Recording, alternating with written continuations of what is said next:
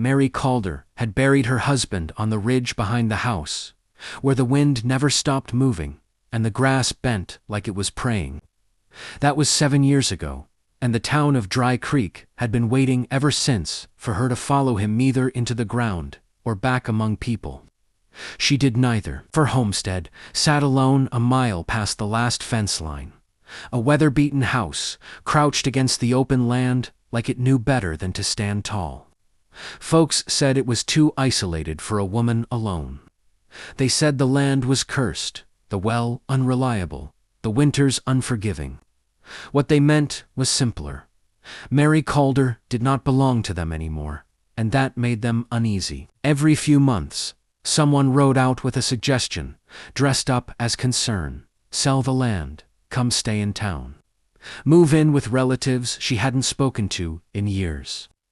Mary listened politely, offered coffee if they'd accept it, and said no every time. She said no, because this land had been her husband's dream, and later, her grief's only witness. She said no because the quiet gave her room to breathe. And she said no because stubbornness, once rooted, is harder to pull than mesquite. On this particular afternoon, Mary was repairing the chicken coop when she noticed the dust trail. A horse moving wrong, too slow, uneven.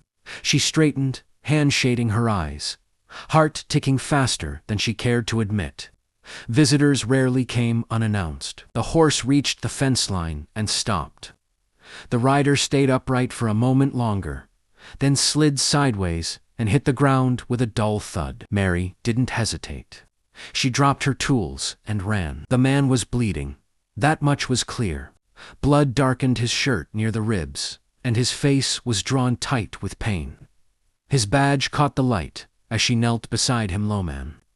A U.S. Marshal, if the star shape was to be trusted. Sir, she said firmly, pressing her hand against his shoulder.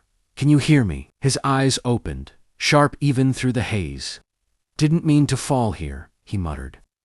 Horse had other ideas. She almost smiled, despite herself.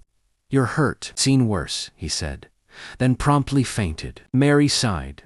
Of course you have. If you want to hear the full story, click the title below.